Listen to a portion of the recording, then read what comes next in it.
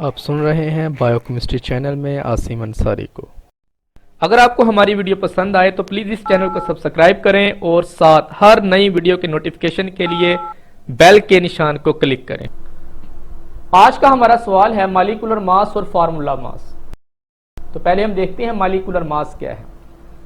एक मॉलिक्यूल में मौजूद तमाम एटमों के एटॉमिक मासेस का मजमुआ उस मॉलिक्यूल का मॉलिक्यूलर मास कहलाता है।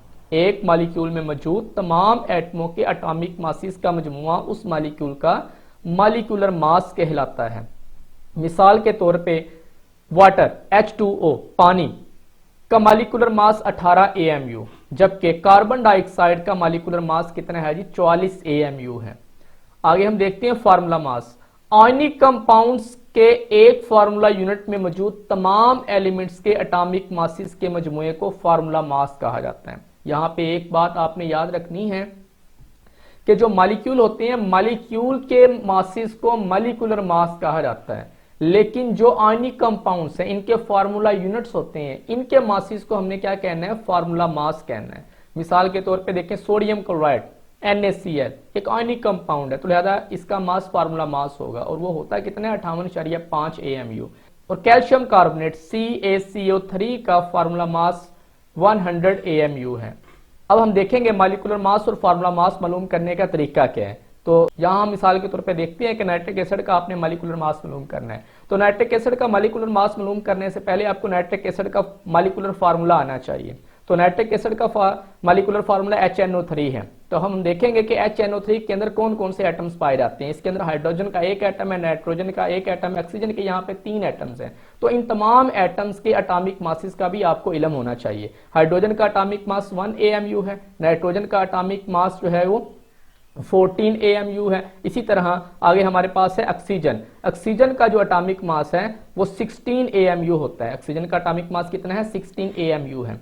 तो जो हमने अभी पढ़ा कि मॉलिक्यूलर मास जो होता है उस मॉलिक्यूल में मौजूद तमाम एटम्स के एटॉमिक मासेस का मजमुआ होता है। तो यहाँ पे हम लिखेंगे, यहाँ पे देखें HNO3 में हाइड्रोजन का एक एटम है तो हाइड्रोजन का एटॉमिक मास प्लस नाइट्रोजन का एक एटम है तो नाइट्रोजन का एटॉमिक मास प्लस ऑक्सीजन के यहाँ 3 एटम है HNO3 में, तो 3 को हम उसके एटॉमिक मास के साथ क्या कर देंगे, मल्टीप्लाई कर देंगे। ऑक्सीजन के यहाँ पे 3 एटम्स हैं तो ऑक्सीजन के एटॉमिक मास को 3 के साथ क्या करेंगे, मल्टीप्लाई करेंगे। तो उसके बाद इन तमाम के एटॉमिक मासेस का हम मजमुआ निकाल लेंगे, तो वो हमारे पास नाइट्रिक एसिड का मॉलिक्यूलर मास आ जाएगा। हाइड्रोजन का एटॉमिक मास 1 है, नाइट्रोजन का एटॉमिक मास 14 है, ऑक्सीजन के एक एटम का एटॉमिक मास 16 है, इसको हमने 3 के साथ मल्टीप्लाई करना है क्योंकि नाइट्रिक एसिड के अंदर ऑक्सीजन के 3 एटम्स पाए जाते हैं। तो इन तमाम का मजमुआ जो है वो हमारे पास कितना आ जाएगा, 63 आ जाएगा। तो लिहाजा नाइट्रिक एसिड का मॉलिक्यूलर मास कितना है, 63 जो है AMU है। इसी तरह अब हम आगे एग्जांपल ले लेते हैं किसी फार्मूला यूनिट की। मिसाल के तौर पे हम निकालना चाहते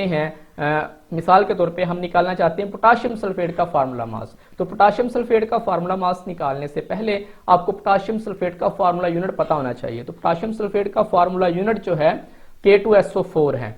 तो इसमें देखिए पोटाशियम के 2 एटम्स हैं, सल्फर का एक एटम है और ऑक्सीजन के यहाँ पे 4 एटम्स हैं। तो लिहाजा पोटाशियम का एटॉमिक मास आपको पता होना चाहिए 39 AMU है, सल्फर का एटॉमिक मास जो है वो 32 AMU है। इसी तरह जो है ऑक्सीजन के एक एटम का एटॉमिक मास कितना है जी 16 AMU है।